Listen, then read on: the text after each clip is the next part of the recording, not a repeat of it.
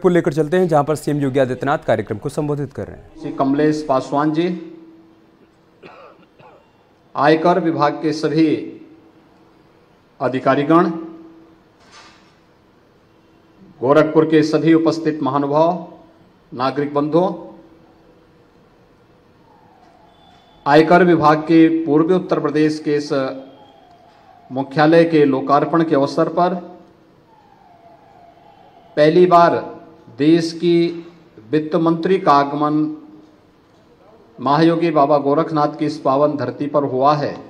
मैं उनका उत्तर प्रदेश शासन की ओर से और गोरखपुर वासियों की ओर से, यहाँ के सभी आयकर दाताओं की ओर से हृदय से स्वागत करता हूं, उनका अभिनंदन करता हूं। यह उत्तर प्रदेश का पूर्वी क्षेत्र है। देश की आध्यात्मिक और सांस्कृतिक धरा के रूप में विख्यात है। गोरखपुर महायोगी गुरु गोरक्षनाथ की पावन साधना स्थली है। यहां से 90 किलोमीटर की दूरी पर भगवान बुद्ध की पावन जन्मभूमि और 50 किलोमीटर की दूरी पर उनकी पावन महानिर्वाण स्थली कुशीनगर है। गोरखपुर से 25 किलोमीटर की दूरी पर संत कबीर की महापरिनिर्वाण स्थली मगहर है, तो 150 किलोमीटर की दूरी पर प्रभु श्री रामलला की पावन जन्मभूमि अयोध्या धाम भी आता है। 200 किलोमीटर की दूरी पर यहां से बाबा विश्वनाथ का धाम काशी की पावन नगरी आती है। अपनी आध्यात्मिक और सांस्कृतिक विरासत के लिए पूर्वी उत्तर प्रदेश प्राचीन काल से ही विख्यात रहा है और आज भारत की माननीय और यशस्वी वित्त मंत्री श्रीमती निर्मला सीतारमण जी का यहाँ पर पूर्वी उत्तर प्रदेश के इनकम टैक्स के इस मुख्यालय के लोकार्पण कार्यक्रम में गोरखपुर में आगमन हुआ है। मैं इस अवसर पर उनका हृदय से अभिनंदन करता हूं, स्वागत करता हूं। देश के विकास की धुरी हमारा वित्त मंत्रालय होता है और इससे पहले जब रक्षा मंत्री के रूप में वे देश की रक्षा मंत्री का दायित्व का निर्वहन कर रही थी, आदरणीय प्रधानमंत्री जी के मार्गदर्शन में, तो देश के अंदर 2 डिफेंस मैन्युफैक्चरिंग कॉरिडोर की घोषणा हुई थी और उस समय उन्होंने एक डिफेंस कॉरिडोर उत्तर प्रदेश को दिया था। उन्हीं के सुझाव पर मैंने अपना प्रस्ताव भेजा था, जिसे प्रधानमंत्री जी ने स्वीकार किया और अंततः उत्तर प्रदेश के 6 नोड डिफेंस मैन्युफैक्चरिंग कॉरिडोर के रूप में विकसित हो रहे हैं, जिनमें काफी बड़ा निवेश भी आया है और भारत की सुरक्षा क्षेत्र में आत्मनिर्भरता के लक्ष्य को प्राप्त करने के आदरणीय प्रधानमंत्री जी के विजन को प्रभावी ढंग से आगे बढ़ाने में हमें मदद मिल रही है।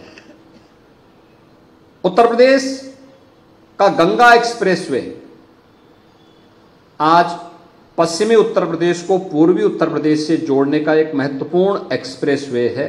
लगभग 600 किलोमीटर के इस एक्सप्रेस हाईवे के लिए जब जीएसटी काउंसिल की बैठक में आप लखनऊ में पधारी थी, तो उस समय आपने बैंकों को इसके लिए तैयार किया था कि वे इसके लिए फाइनेंस करें और मुझे बताते हुए प्रसन्नता है कि प्रयागराज कुंभ अगले वर्ष आने जा रहा है। उससे पूर्व हमारा प्रयास है कि हम गंगा एक्सप्रेसवे को राष्ट्र को समर्पित कर सकें। प्रदेश और देश के विकास के लिए आपकी एक सकारात्मक दृष्टि अभिनंदनीय है और मैं इस अवसर पर आपका हृदय से स्वागत करता हूं, अभिनंदन करता हूं। हम सब जानते हैं भारत आज दुनिया के अंदर एक बहुत तेजी के साथ उभरती हुई एक नई अर्थव्यवस्था है और किसी देश के लिए इससे अच्छा अवसर क्या हो सकता है कि जब वह अपनी आज़ादी का अमृत महोत्सव मना रहा हो, तब वह उस देश को इस मामले में पीछे धकेल रहा है जिस देश ने लगभग 200 वर्षों तक उस पर शासन किया हो। ब्रिटेन 5वीं अर्थव्यवस्था के रूप में जाना जाता था, लेकिन जब प्रधानमंत्री मोदी जी के नेतृत्व में देश अपनी आजादी का अमृत महोत्सव मना रहा था, तब ब्रिटेन को पछाड़ करके भारत दुनिया की 5वीं बड़ी अर्थव्यवस्था बना। और हमें विश्वास है कि प्रधानमंत्री जी के तीसरे कार्यकाल में भारत तीसरी बड़ी अर्थव्यवस्था भी बनेगा, इसमें कोई संदेह नहीं है।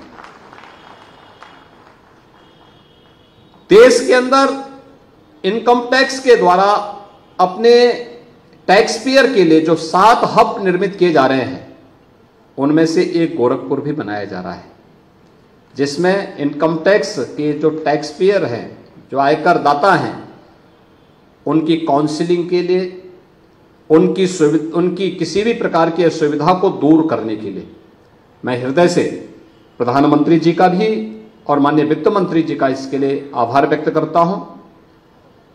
उत्तर प्रदेश आज प्रधानमंत्री मोदी जी के मार्गदर्शन में तेजी के साथ देश की एक उभरती हुई अर्थव्यवस्था के रूप में आगे बढ़ा है।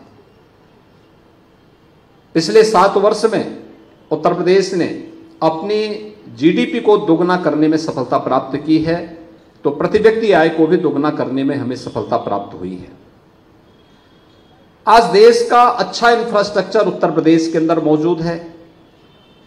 उत्तर प्रदेश के अंदर बैंकों ने भी, अगर हम रिजर्व बैंक की रिपोर्ट को ही देखें, तो यहां पर होने वाले निवेश में सर्वाधिक बैंकों का जो योगदान मिला है वह उत्तर प्रदेश को प्राप्त हुआ है। और उत्तर प्रदेश के अंदर दोनों चीजें बहुत मायने रखती हैं कि बिजनेस बढ़ रहा है। एक सीडी रेशो, जब हम लोग आए थे तब उत्तर प्रदेश का 44-45% था।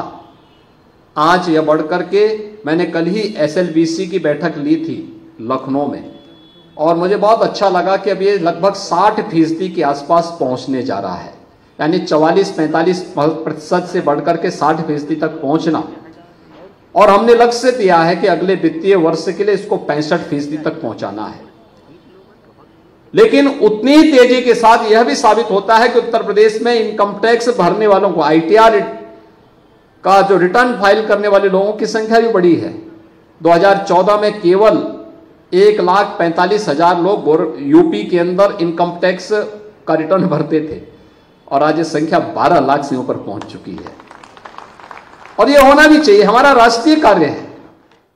अगर टैक्स पेयर से हमने पैसा लिया है तो पैसा ईमानदारी के साथ सरकार के खजाने में जाना चाहिए, और सरकार भी उसको और सरलीकरण करने का कार्य कर रही है, जिससे एक टैक्स पेयर को भी सुविधा हो, और साथ साथ हम लोग जो पैसा सरकार का है, क्योंकि यही पैसा जब टैक्स के रूप में कलेक्ट होता है, चाहे वह इनकम टैक्स के रूप में हो, चाहे वह जीएसटी के रूप में हो, चाहे किसी भी प्रत्यक्ष या अप्रत्यक्ष टैक्स के रूप में जो भी पैसा आएगा, यही देश के विकास में आगे बढ़ पाएगा और देश की इकोनॉमी को या ग्रोथ करेगा, आगे बढ़ाने का कार्य करेगा।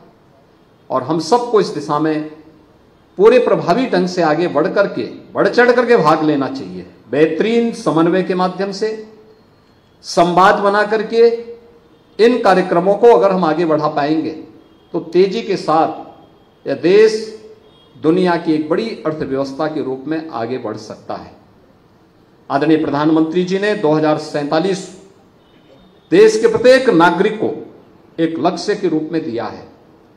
यह देश जब अपनी आजादी का शताब्दी महोत्सव मना रहा होगा 2047 में, उस समय कैसा भारत हमें चाहिए? एक विकसित भारत।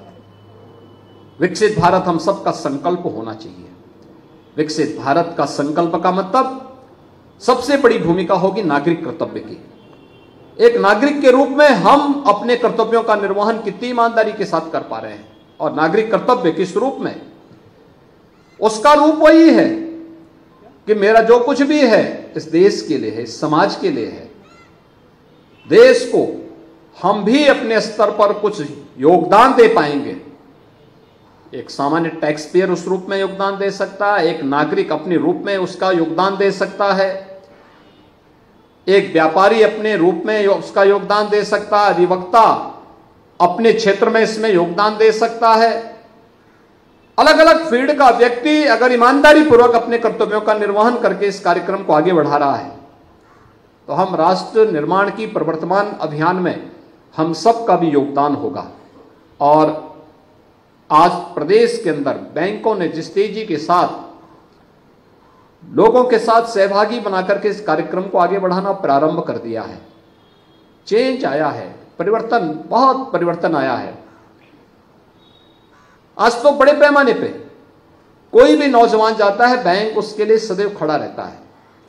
हाँ, औपचारिकता तो हमें पूरा करना पड़ेगा और उन औपचारिकताओं को पूरा करते हुए हम आगे बढ़ते हैं। तो फाइनेंशियल इंक्लूजन ने जिस तरीके से प्रत्येक नागरिक के जीवन में परिवर्तन करने का काम किया है, एक बड़ा क्रांतिकारी अभियान है। चाहे वह जनधन की योजना हो, अटल पेंशन योजना हो, जीवन ज्योति बीमा योजना हो, जीवन सुरक्षा बीमा योजना हो, पीएम मुद्रा योजना हो, पीएम स्वनिधि योजना हो। एक स्ट्रीट वेंडर के लिए कोई पूछता नहीं था, आज उस स्ट्रीट वेंडर को भी स्वावलंबन के साथ आगे बढ़ने के लिए वीसी सखी के माध्यम से गांव गांव में बैंक की आउटलेट खोलने और बैंकिंग सेवा प्रदान करने में मदद मिल गई। बड़े पैमाने पर वे लोग इस अभियान के साथ जुड़े हुए हैं और मुझे प्रसन्नता है कि भारत सरकार का योगदान, वित्त मंत्रालय का योगदान इस दिशा में पूरे सकारात्मक रूप से प्रदेश शासन को प्राप्त होता है, जिससे उत्तर प्रदेश देश की एक बड़ी उभरती हुई अर्थव्यवस्था के रूप में आगे बढ़ा है। अभी 2 दिन पहले प्रधानमंत्री जी ने लखनऊ में उत्तर प्रदेश के ग्राउंड ब्रेकिंग सेरेमनी के आयोजन में उपस्थित होकर के इसको एक नई ऊंचाइयां प्रदान की है। मुझे याद है जब पहली बार हम लोगों ने प्रदेश के अंदर इन्वेस्टर समिट की बात कही थी, तब मेरे सहयोगी बोलते थे कि हम प्रदेश के अंदर 20,000 करोड़ रुपए का निवेश करवाएंगे। तो मुझे उनकी बातों पे हंसी आ रही थी और गुस्सा भी आ रहा था। मैंने कहा, आप क्या बात कर रहे हैं, 20,000 करोड़ ही केवल यूपी में निवेश होगा?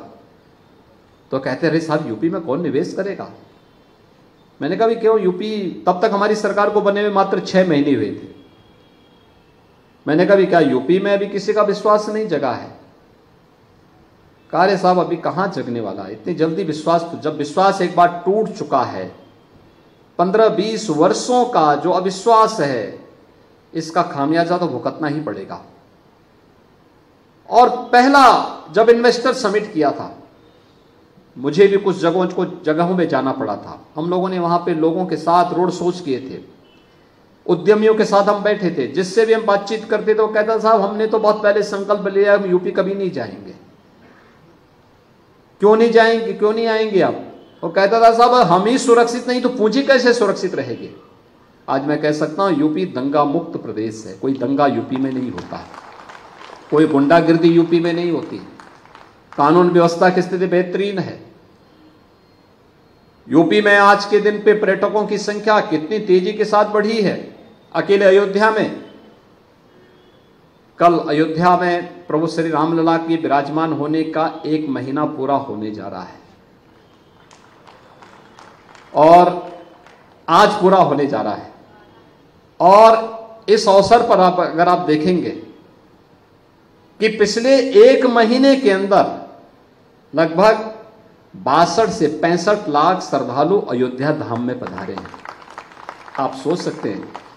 मैंने वहां के व्यापारियों से पूछा, मैंने कहा, क्या इसका बिजनेस पे असर पड़ा? क्योंकि हम जब वहां के इंफ्रास्ट्रक्चर को चौड़ा कर रहे थे, सड़कों को चौड़ा कर रहे थे, कुछ लोग विरोध कर रहे थे। मैं समझा रहा था उनको, मैंने कहा, देखो, जिसकी दुकान जाएगी उसको दुकान देंगे, जिसका मकान जाएगा उसको मकान देंगे, जिसको ये दोनों नहीं चाहिए उसको पूरा कंपनसेशन भी देंगे। 3-4 राउंड की बातचीत मुझे स्वयं करनी पड़ी थी। उस समय लोगों को लगता था कि या तो एक काम पूरा नहीं होगा या मैं झूठ बोल रहा हूं। मैंने कहा, देखो भाई, हम लोग झूठ नहीं बोलते, हम तो प्रभु राम को अपना आदर्श मानते हैं और हमारा यही मानना है कि रघुकुल रीति सदा चली आई, प्राण जाए पर वचन न जाए। जब एक बार बोल दिया तो उसको हर हाल में लागू करेंगे, चिंता मत करिए, जरूर होगा। सभी का पुनर्वास किया गया, हर एक को दुकान दी गई और परिणाम क्या है? आज जब मैं 1 सप्ताह के अंदर ही गया था, प्रभु रामलला के विराजमान होने के 1 सप्ताह के अंदर अयोध्या गया था, तब मैंने वहां के उद्यमियों और व्यापारियों से पूछा, कुछ लाभ हुआ? उन्होंने कहा साहब बिजनेस हमारा 30 से 50 गुना बढ़ गया है। और केवल ये तो व्यवसाय की मैं बात कर रहा हूं, होटल वालों के साथ बैठक करवानी पड़ी मुझे कि भाई रेट ज्यादा मत बढ़ाइए अब, क्योंकि 1,80,000 रुपये तक रूम के रेट जा रहे थे। हमने कहा भी कम करो भाई, और फिर उसको कुछ को हम लोगों को लेना भी पड़ा फिर कि नहीं भाई इससे ज्यादा रेट नहीं होगा, कैप करना पड़ा था। टैक्सी सेवा, और केवल अयोध्या में नहीं, आप लखनऊ जाइए किसी भी होटल में रूम नहीं मिलेंगे, वाराणसी में नहीं मिलेंगे, प्रयागराज में नहीं मिलेंगे, गोरखपुर में नहीं मिलेंगे, क्योंकि सब पैक हैं। कहां? अयोध्या जाने के लिए। कितना परिवर्तन होता है।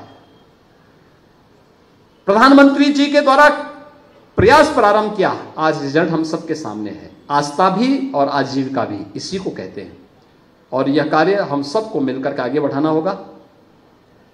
पूर्वी उत्तर प्रदेश का यह गोरखपुर मुख्यालय है। 20 जनपद इनकम टैक्स के इस मुख्यालय से यहां से संचालित होंगे, और मुझे पूरा विश्वास है कि टैक्स पेयर और इनकम टैक्स दोनों के बीच बेहतर समन्वय के माध्यम से हम हर एक टैक्स पेयर को टैक्स देने के लिए स्वतः स्फूर्त भाव के साथ तैयार कर पाएंगे।